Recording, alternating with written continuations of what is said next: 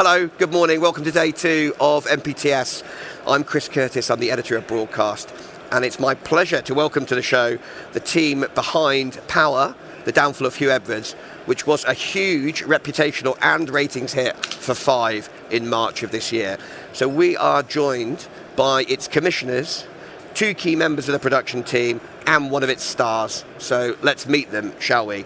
Power was made by Wonderhood, a factual indie exploring the scripted world for the first time. And today we're speaking to Wonderhood's creative director, Tom Garton, on the far end of the stage. Here's Tom. And its development producer and broadcast hotshot, Louise Kentleton. This is Louise. The show starred, alongside Martin Clunes as Huw Edwards, the excellent Oisin Morgan, who played Ryan.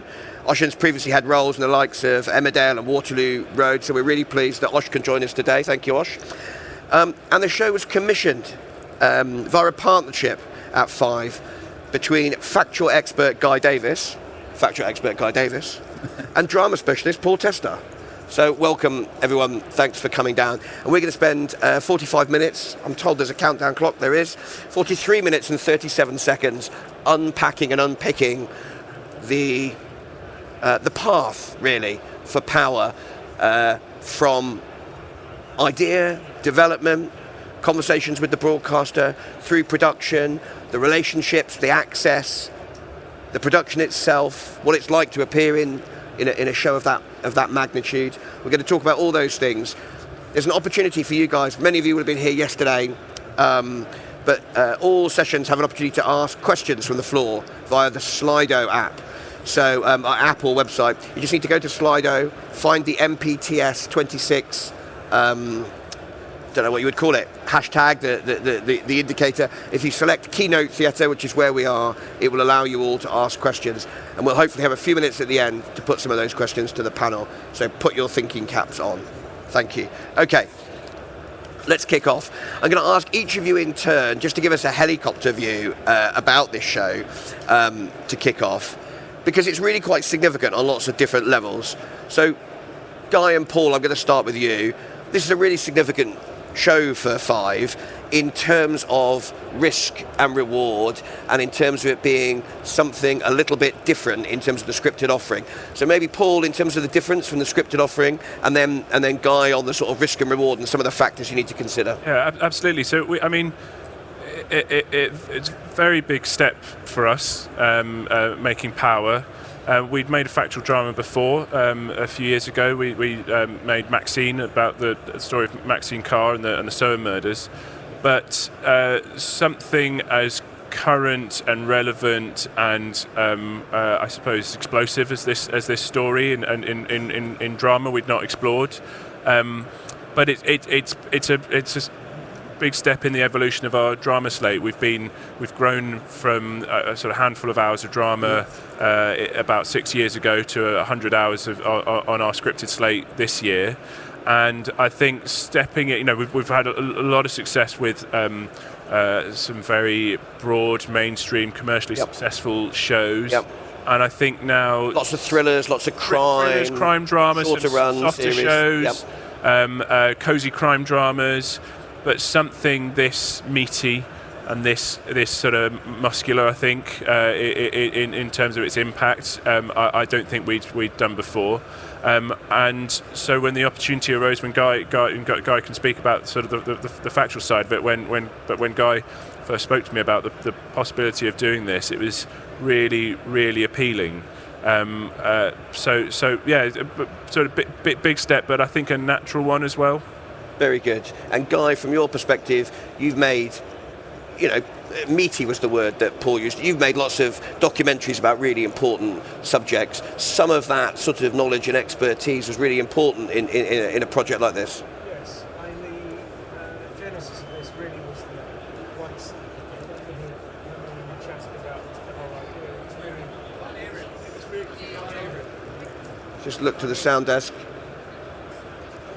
I think we're going to come and check. Is your thing switched off? Upgrade. Can everybody hear me now? Thank you. So yeah, this was a really important project for us because it felt like Channel 5 were capable of making a lot of noise with the specific projects, but this came along, and when Wonderhood came in to talk about it with us, it felt like, how are we going to do this story if we're going to do it? What's the way of telling this story? And it just felt, because of some of the journalism behind it, the stuff that Wonderhood had already done, that we knew that we weren't going to be able to do, or didn't want to do, a documentary where people wouldn't appear in it, or a piece where there would be media experts and commentators talking about the case and what happened. Actually, it soon became quite clear that we were going to have to take a big creative risk on this, and that would mean we would do it as a full drama. And so we took a bit of a deep breath and decided to do it that way. I've done some drama in the past, but I thought the way, when talking to Ben Frau about it, our controller, was we should join forces and do this together as a project with Wonderhood, because it felt like there was a lot of risks in both ways, not just in the journalism that we need to make sure was absolutely copper-bottomed, but also the dramatic treatment, the writing, making it feel that it was convincing, premium, and something that would feel like it was as good as anything on any channel. Yeah, and I did serious piece of drama. Yeah, serious piece. And I think that it did feel to me like I didn't think anyone else would do it. Yeah.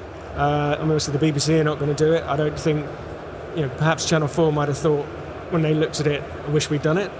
But it was thinking, how can we make a big impact? That was what was behind the risk and reward strategy, if you like. Thank you for that. Osh, I'm going to come to you next. Yes. We've heard about why it's significant for Channel 5. Significant for you as well. I mean, you're playing a real-life character. You're playing a real-life individual who's been at the centre of a huge national story. I mean, this is a really big role. I mean, tell us about the significance for you of a role of this kind, compared to, you've done plenty of other high-profile shows, Waterloo Road and Emmerdale. These are watched by millions and millions of people. But there's a difference, isn't there, taking on a role of this type? Yeah, I think, well, absolutely. I think, first of all, if we go right back to the start, the characters that I portrayed on Waterloo Road and Emmerdale, they were very villainous, outspoken antagonists. So when you come onto set, there's a bit of a bouncing energy that you bring, and that's the only way you can kind of get through those characters. And I think I came to a point as an actor where I kind of accepted what my niche was within this business, which was, look, if I have to play that villainous character for the rest of my career, then so be it. And then this tape came through, and I thought, wow, I'd love a chance just to show everyone, but mostly to show myself, that I am capable of portraying this vulnerable type of character. And I was so invested in the script. It was absolutely fantastic. And when I got the job, I knew that I had to work. And it was no secret to anyone. When I got to the read-through, I could have been off book. I read the script 40 times. I watched the Sun documentary 40 times. Yeah. I watched different actors in their early days, particularly DiCaprio in The Basketball Diaries, which inspired me a lot for this role. So I just gave it absolutely everything, and I think it warranted that, because, as you say, the scale of this show was so enormous. Yeah. But yeah, I was incredibly proud of it, and look, the final product has been amazing. It's been perceived brilliantly. Fantastic. Thank you for that. I'm going to come to the Wonderhood guys now. This is a significant show for you guys as well. Wonderhood's really well known as a factual producer. It's made amazing documentaries in the past. First stab at scripted. That's a risk. That's a risk for the business as well, to come out of its comfort zone. Yeah, it didn't necessarily feel like we were stepping out of our comfort zone, because I think that I was asked this actually yesterday. Was this a sort of conscious decision strategically to move into drama, and we were looking for stories to find? Well, it didn't really work like that. I think that we look at stories all the time and think, what stories do we think need to be told, and which stories are going to resonate with audiences? And I think that when we read about the Huw Edwards kind of the trial in particular, or the lack thereof, we felt that actually this man had sort of evaded scrutiny a little bit. Yes, actually, because he pled guilty. He pleaded guilty, yeah. And so some of the detail that we follow in the film wasn't really necessarily picked up in the press as much. And also there had been all this stuff the year before about the Sun headlines, and the whole story felt like it was sort of mired in a lot of kind of murky obfuscation. And so we felt like it really deserved to be told. And if we were going to tell it, it probably would be better told as drama rather than as documentary. So then we met with Guy, and we always were quite clear that we wanted to tell it as a drama because we felt that it was a sort of emotional portrait of grooming, and that you couldn't necessarily get to that through documentary alone. But we really came from a story-first perspective rather than a sort of, let's get into drama. Yes, yeah, that's really interesting. And Louise, I'm going to come to you now because in order for this drama to succeed, Wonderhood needed access, right? It needed access to the Sun journalists who broke the story, but top of the tree, it needed access to Ryan. Ryan is the pseudonym for the character that Osh plays in the drama. You needed access to Ryan and to his family, and you were integral in terms of developing that. So talk to us a bit about how that relationship came about and how it developed, and what were the important factors in nurturing that relationship. Yeah, so we were introduced to Ryan through the Sun, who we were working with, and when we met him, it was very much a case of, is this a story that you want to tell? And he did. And I think sometimes when we have access to contributors, we always ask ourselves, how can we get this person to trust us? Like, what is it that we should do to make them trust us? But you've kind of got to flip the question a little bit on its head, and it's really, why should they trust us? So you go in and you think, that's what they're thinking. They're looking at you and saying, well, why should I trust this person? And honestly, that just comes out of being genuine in your intention. And I think for this particular program, it was always our genuine intention to tell it through Ryan's perspective. Yeah. That was really important. And so we went in with that intention and that kind of want, and I think that really resonated with him. Yes. And then through that you can build a real trusting relationship that he feels like he's not being misled, and you can be transparent. Yeah. And then that's kind There's a degree of depth in that as well, isn't there? Because if you're building a relationship with a documentary contributor, you're preparing them for their on-screen interview. You're preparing them for them to tell their story. Yeah. You're preparing Ryan and his family for someone else to tell their story. Yeah. So you've got to build that relationship and that trust, and you're sort of effectively vouching for the writer. You're vouching for the tone of the piece. Etc. Yeah, I mean, the writer did meet with Ryan and his family and met with all the key clear protagonists in the drama. Mm-hmm. And also, I think, as we mentioned before, I think it's really, really tough to step back. To be a real person in a factual drama is a really tall order, because you're going to afford yourself a level of scrutiny that you don't necessarily have in a documentary, actually, just purely because of the sort of numbers and the attention that it commands. But what we did is we wanted to make sure that they felt in the driving seat. Editorially, they felt that their story was being told authentically and emotionally at every single stage. So we put in place measures at pretty much every stage of production to make sure that there was that consent, that trust, and that we were telling the story both factually, but also in the spirit of the story that they wanted to be told. You were checking back 100%, during that process to keep them on board, make sure that there are no alarms, no surprises. And that's got two purposes. It does have a sort of, in a factual drama, there are lots of kind of clear legal and compliance situations that you need to be aware of, but also, we're here to try and help people tell their story. And so it's also a kind of creative and editorial approach as well. Yeah, and creating an environment, Louise, I guess, where Ryan is just sharing, right? Sharing with you, with other producers, with the writer, sharing his perspective, because this story ultimately is Ryan's story, really. That's the sort of editorial, the editorial through line. So that's a sort of crucial part of it. Having that sense that the production is able to really understand his perspective. But that also very quickly gave us the narrative and dramatic structure and perspective of the story, which is that the incredible work that they did to get Ryan to tell his story, which I don't think he'd ever told in such detail before. Yeah.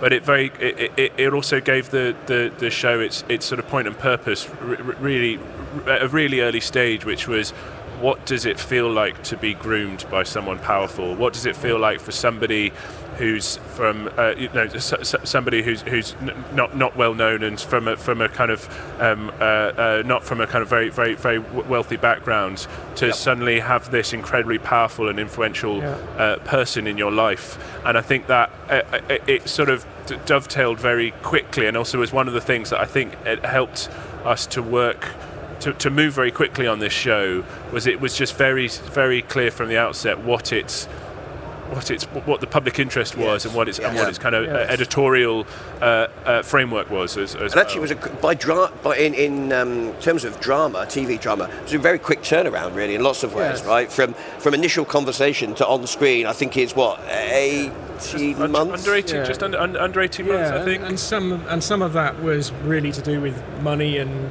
getting all of the things. Sorry, some of that was to do with money and getting everything in place, as well as the actual process of the journalism and making the script work. Was quick.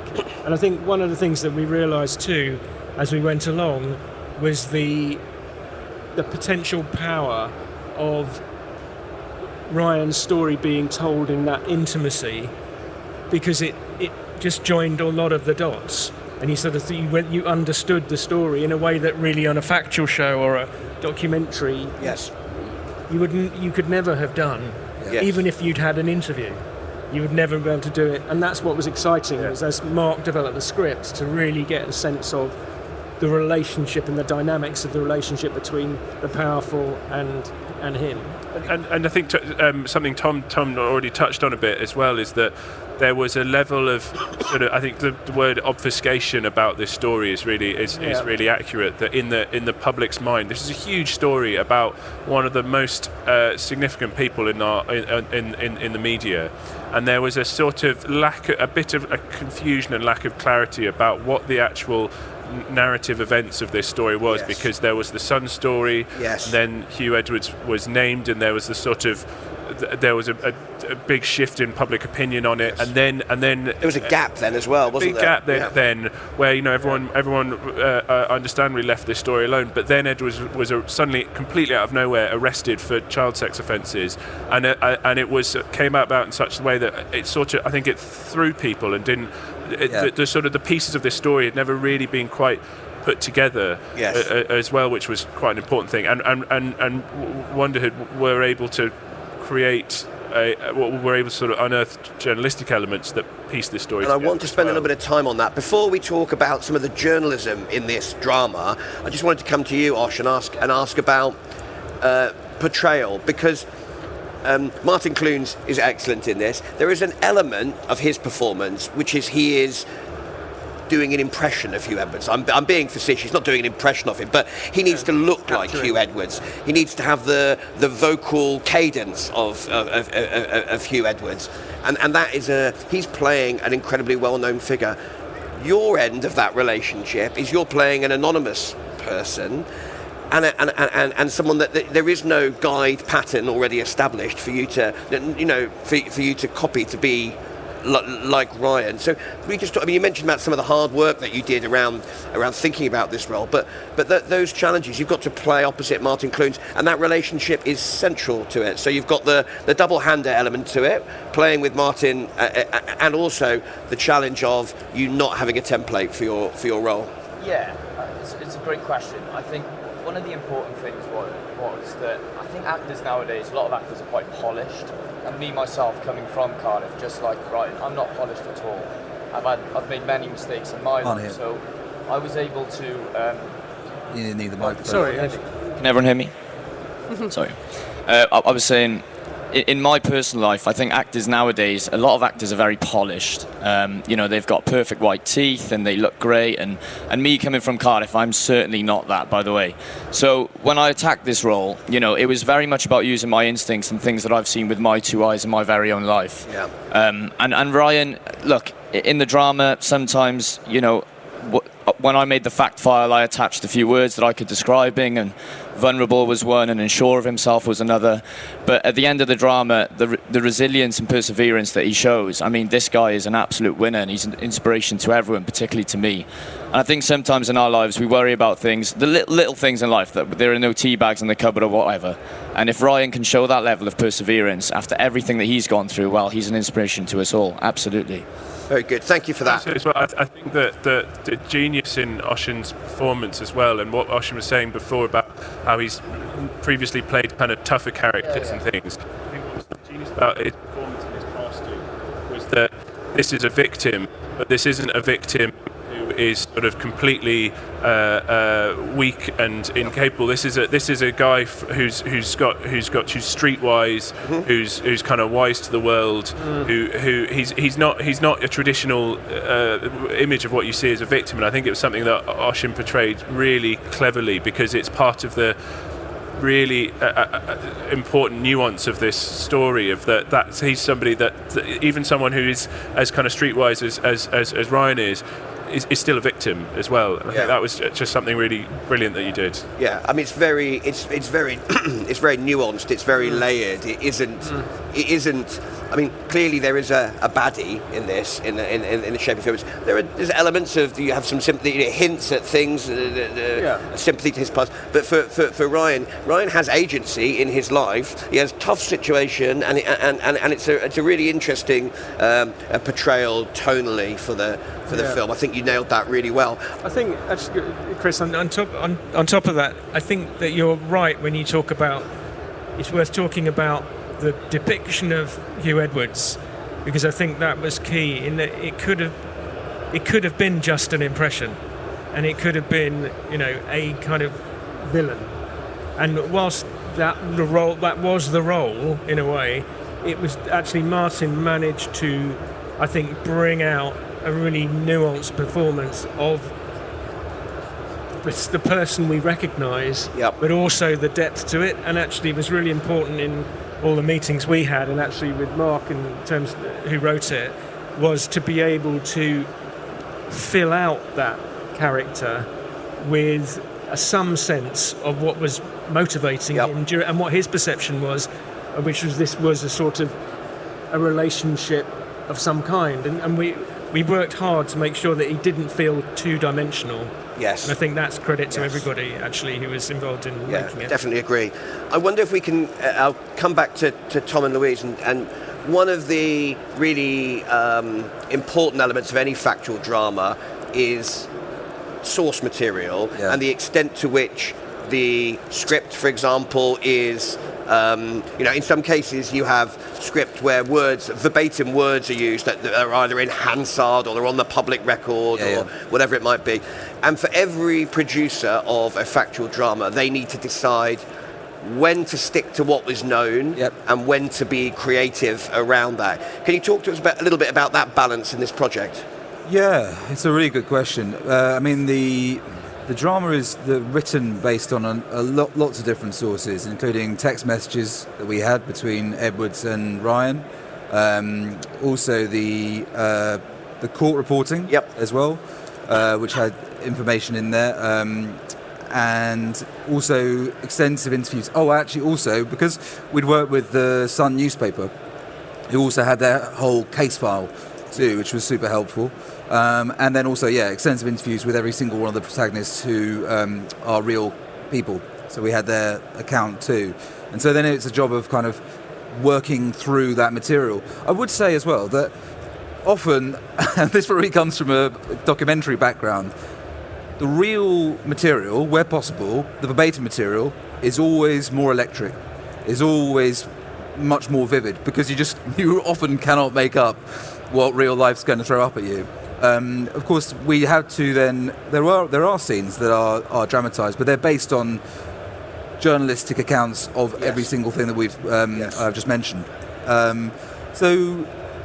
mean, that's a rambling answer to your question. It's really interesting. And I guess, Louise, from your perspective, we talked about your relationship with Ryan, the production's relationship with Ryan.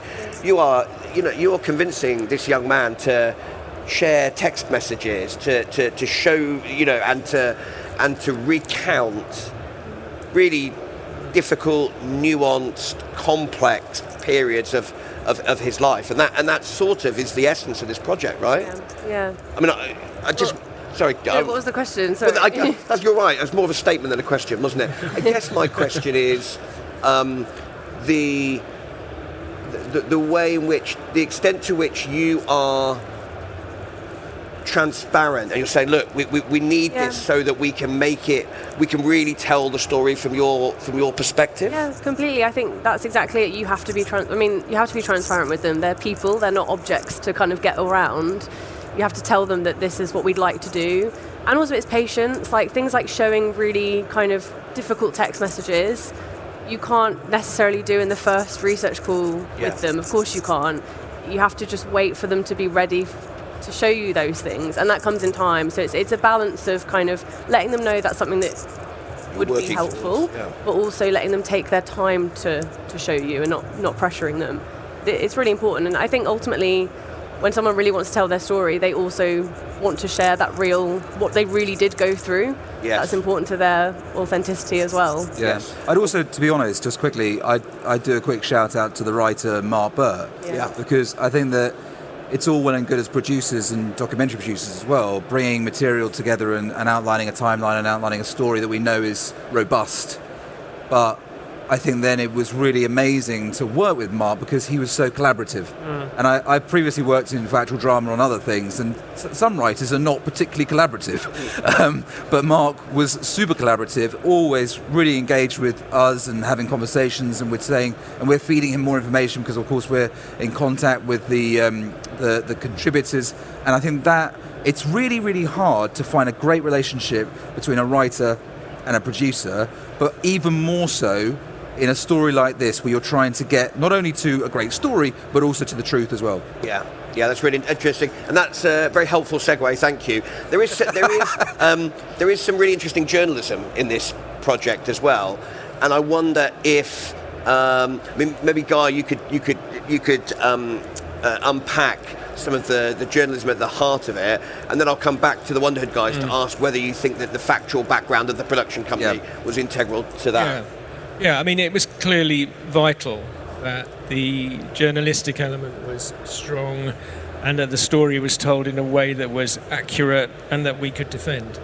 There was all of Louise's work and Tom and Sam's journalistic backgrounds meant that we would rely on that when we were happy, when we were looking at what was coming through. So there was clearly a strong documentary journalistic foundation to the telling of the story, which then fed into what Mark did as well in terms of writing, and then what we all did in terms of dealing with the script and looking at the script revisions.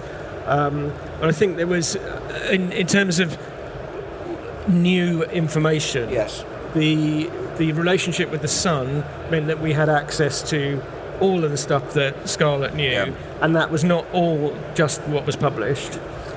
Then, as the project went along and the script developed, we then found that there was a connection which hadn't been in the papers between the two strands of the story. That is which tied the story together. That is the relationship with Ryan and the other relationship which was part of the case against Edwards, which was with Alex Williams, who was the other paedophile who supplied the images.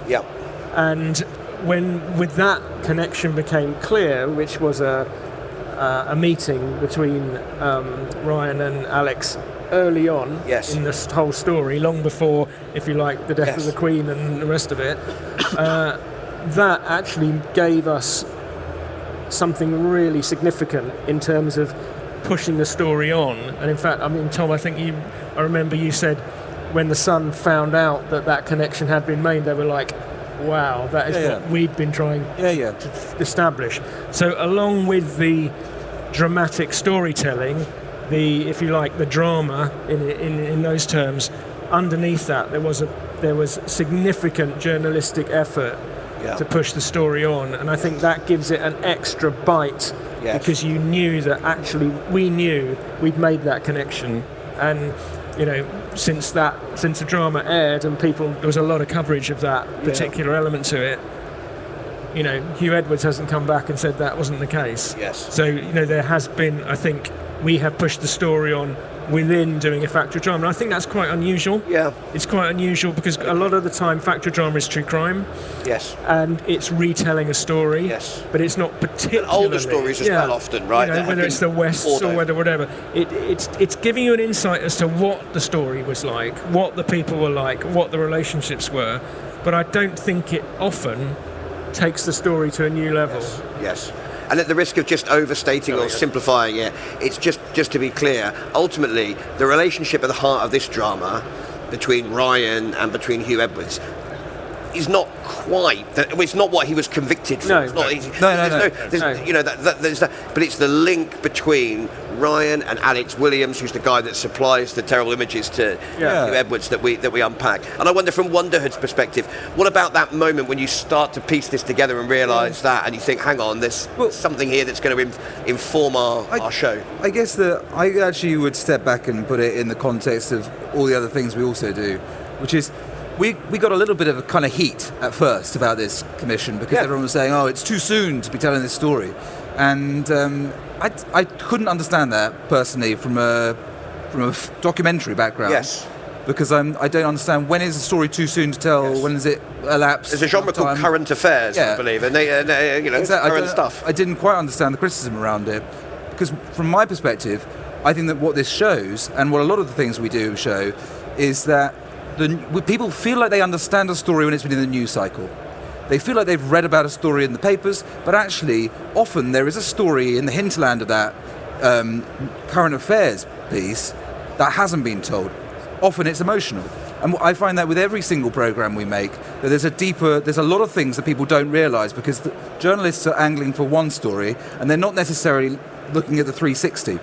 Yeah. So I don't think it's even just this sort of, oh wow, did you know about Alex Williams? And it's actually this. I think that the drama overall tells a story that people weren't aware of, which is the extent to which, or what it felt like for Ryan and Huw Edwards to be in this sort of toxic grooming relationship. So I don't know. I feel I was also I thought it was quite interesting how when the commission was announced, there was a sort of a reaction of, it's too soon to do this as a drama. But but the sort of inference, the implication being like a documentary would have been okay, but it's too soon to do this as a drama. But I think I sort of just always disagree with that because I think it kind of goes with this, or it misunderstands the idea that documentary is not also telling a story and framing events in a way, sort of choosing what elements of a detail and structuring a narrative, and documentary does that just as much as drama does, but it just, because it's often real people speaking to camera, it kind of it masquerades itself as objective truth completely. So it always felt a sort of slightly an unusual, sort of odd thing, I think. The misconception of it. Agreed. Osh, did you feel any of that? When you're thinking about taking on this role, that this is going to be a controversial, there's a bit of heat around it? Did that give you pause for thought? Yeah, as actors, we have audition tapes come through all the time. And the first two, I had to do 3 auditions for this role. And the first 2, they were titled Untitled Welsh Project. And then the final audition, I found out what the story was. And I've never, ever gasped. I couldn't believe what I was taping for. But no, I don't think it was too soon at all. And what I would say to that is, at the end of the drama, there's a really powerful piece, and they are Ryan's words that Ryan wanted to have in the drama, and they were, "Your truth matters, and it deserves to be told." And I think that if this inspires, and Ryan's bravely particularly, if this inspires anyone who has unfortunately dealt with this type of misconduct, then I think as a show we've succeeded, absolutely. Yeah, fantastic. We've got 10 minutes left. If you've got some questions, please put them onto Slido. I'm going to come to those very shortly. I just want to wrap up this bit by asking, I'm going to stay with you, Osh, if that's okay, about how this project sort of informs for all of you your sort of strategy, your thinking going forward. What about you, Osh, in terms of your ambitions going forward? What's this role done or made you think about, the future of your career? Yeah, I think it's tough as an actor because it's hard to really see where you're going to be. You can't really plan 6 months ahead. I didn't know a few years ago that I'd be living in Leeds when I was filming Emmerdale, and vice versa for Waterloo Road living in Manchester. I didn't know that I was going to be portraying Ryan in this drama. But what this drama has certainly given me is confidence to go ahead and tell myself that, look, yes, I can play this outspoken antagonist, but I've also got a side to me as an actor that I can play this vulnerable, unsure of himself type character. It really was an amazing opportunity for me, and it was an opportunity that I grasped. But yeah, it's given me confidence to go ahead, and I feel like now any role that comes my way, I can tackle it with a good amount of confidence. Very good, thank you. And Tom and Louise, you said that it wasn't like a great strategic master plan at Wonderhood. You didn't have a big whiteboard that said 2026, no. Crack drama. No. But you've had a brilliant start in this genre, and I guess my question now is what Wonderhood is thinking about in the round, where you go from here. To caveat, we've always wanted to be doing drama. I mean, that has been a sort of strategic objective, but it wasn't the reason why we wanted to tell the story. But now, what I think it comes back to actually the reason why we told this story in the first place is I think some stories are really well best placed told as a documentary, and some are really, really well told as a drama. And I think what we want to do is to have a sort of genre agnostic approach to it. I mean, I don't necessarily see us immediately going and telling a sci-fi thriller in the next 2 years, but I do think that we have got a slate of factual dramas that we're building, and we're really excited, and they have traction. So yeah, it feels like a really big moment for us. Good. And the slate is shaping up nicely, is it, with other scripted projects? I tried. And I guess, Paul and Guy, from your perspective, the same sort of question. To what extent, look, you're not, I think it's really interesting, Five's evolving all the time. Your drama slate is getting broader. And this helps you on that journey, I guess. Yes. This has been to prove that we can pull off something this hefty, this sensitive, this big a story as a drama. I think, but as a factual piece as well, just pulling off a story of this scale, I think shows where the channel has come, how far the channel has come, and where it's going. Our drama slate continues to evolve, I think, and I think there's a real texture to it now. A kind of broadness was exactly the word that you used. We're certainly interested in finding more big, noisy stories like this that we can find a unique angle on to tell to the public. Yeah, I agree with that. We obviously are thinking about where this takes us, this project. Watch this space, I suppose. I think, sort of getting away from the film in some ways, just to talk about Five and the channel and the platform. This was our biggest show of the year. I don't know whether it will be, but it probably may well be our biggest. 4.3 million. Yeah. But it drove the news agenda as well. It made an enormous impression. And for us, as we are the smaller of the PSBs, we have to shout louder. We don't have as much money, but I think we are nimble, and we do have the guts to say, let's do it. We've got a controller who's very instinctive, who says yes. We didn't wait, as you say. We did it as quick as we possibly could. So I think, in a way, it does represent what Five can do. Yeah. In the universe, in terms of the broadcasters, because I don't think anyone else would have done it. And I think we need to capitalise on that and use it again, and think, how can we make another big noise which will get the kind of recognition that it did? The reviews were amazing. The reputational enhancement for us was amazing, and the impact for the story and pushing the story on was amazing too. So it was win-win-win from us, from a channel point of view. So we'd be crazy not to look into this area together again. Very good. We have got 5 minutes and 40 seconds left. We've got a whole load of questions here. So well done to you guys for delivering those. Let's have a look. There's a good question here. We talked about the relationship pre-TX. What sort of aftercare did you put in place for the real people depicted? Okay. And how did you prepare for possible negative backlash to Ryan and his family? Do you want to? Do you want to say that? Yeah, well, I think with aftercare, there was a lot. There was a constant kind of checking in with him, and when he wanted to, preparing him for TX, and then after TX, what the next steps are.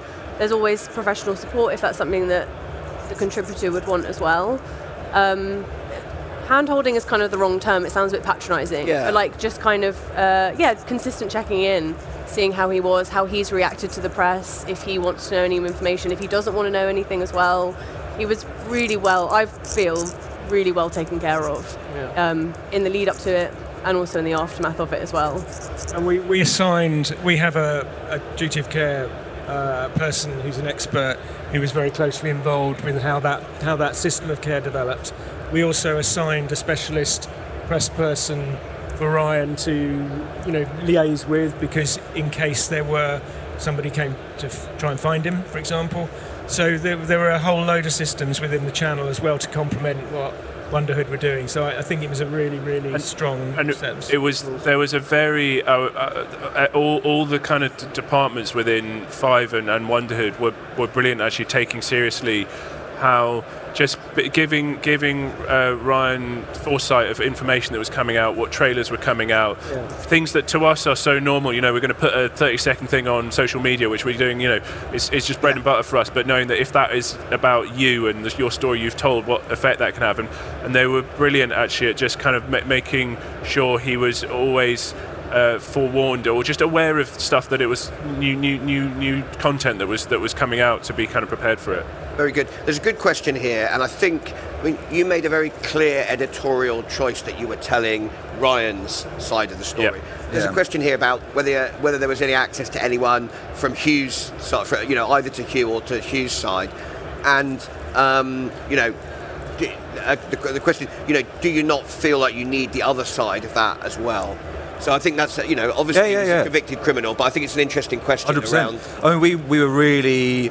I personally was always cognizant of this during the scripting process, and we have a scene actually in the drama which is built from sort of, what are they called?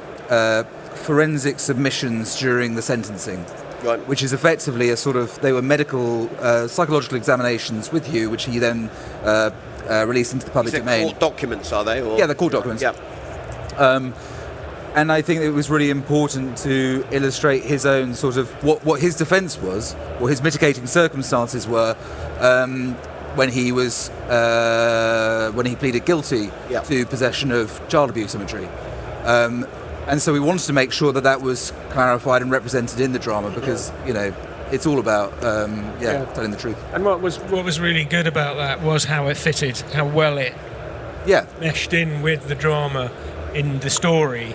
To have that scene was really important, because it wasn't just about right to reply. 100%. It wasn't just about that, although we of course did that in correct due course as well. But then it's also vital that not to lose Ryan's trust as well. And I think it was about building as full a picture of Huw and what he was like, and what exactly the kind of things Tom described, but what he was thought of in the newsroom as well. But without ever, you start trying to kind of get Huw to tell you directly, then we lose Ryan, and who's our absolutely key conduit to the story. Yep, understood. There's another question. Maybe Guy, you're best placed, I don't know, to take on this, but the question is, when a story moves from documentary into drama, does anything change in terms of compliance, duty of care, right to reply, that kind of thing? No, it doesn't. I mean, they're slightly different, I guess. But the process, as Tom and Louise were describing, of the duty of care for contributors is very clear, and we stick by that in all our genres. And I suppose here you had, what was the duty of care to Huw Edwards? Was a question which we did ask. Mm-hmm. There were, but this is somebody who is 40 years in the media spotlight. He's very capable of dealing with the press, and in fact what was interesting was when it came to transmission of the programme, you know, he did put a statement out. He did it the day before transmission. You know, it wasn't as if he was completely at sea. No. He strategised. Yeah. There was a strategy there. Absolutely, absolutely. We have got just a few seconds left. I'm going to ask the last question to Tom and Louise, and it is this. If a producer has a story with access and stand-up journalism, I guess this is a factual producer, has a story with access and stand-up journalism, but feels it could live more powerfully as a scripted drama, where should those conversations begin? With us. I'm just being... potentially. Yeah, I think that would be great. I mean, I think that... I feel like what's really exciting is actually there is a moment in documentary and the wider ecosystem in TV as people are looking for true stories, but also are really engaging with drama. And I think, you know, hopefully there is more of an appetite for stories and TV shows like this. So we would love to hear from producers who've got access, who've got great stories, and who want to tell them as dramas. Yeah, fantastic. The red numbers are flashing at my feet, which means time is up. Will you please put your hands together to thank the panel? Thank you.